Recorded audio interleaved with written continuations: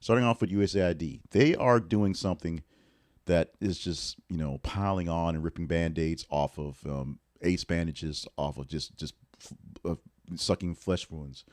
They're going to give people 15 minutes to get into the office and clear the things for the office that's been shut down essentially for weeks.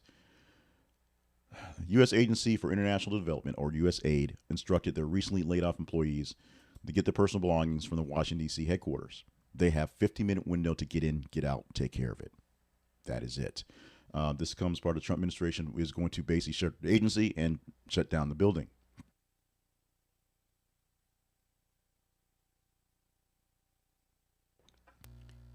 And one of the weirder controversial moves that is complaining about not having people in the workplace because the buildings are empty. They're going to empty out an entire building named after Ronald Reagan, of all things, to shutter the USAID agency. One of the first things that was closed by Elon Musk and the Department of Government Efficiency, or DOGE. About 1,600 people in that building, the positions around the world, if you will, cut initially, but in that building, essentially everybody told not to show up for work anymore, as the agency that hands out money and does the soft power part of our diplomacy now working under the State Department. So some people are still working in some cases, but not working at the full capacity once did. So they're going to get to go into the building the 27th and 28th of February. That is Thursday and Friday this week, essentially being done. And they get 15 minutes in sessions to go to their offices, get their stuff, and get out. Anything left will be unclaimed and sent to a government warehouse where, if you've seen those things before, if people leave suddenly or something happens or whatnot, they just send their stuff to a back warehouse and they inventory it and they sell it on websites or give it to people, stuff like that, things like that.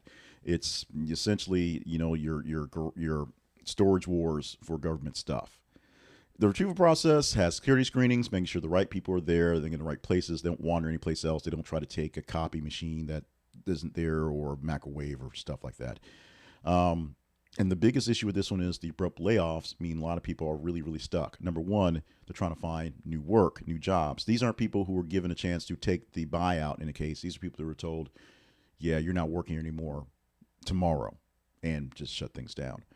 This has been controversial. It's been a bit scary, and it's not the worst thing that's going to happen over the period of time. A lot more things are happening. Unintended consequences from the intended consequences will happen, and Donald Trump is seeing some people complain about those things. We'll talk a bit about that later on in the episode.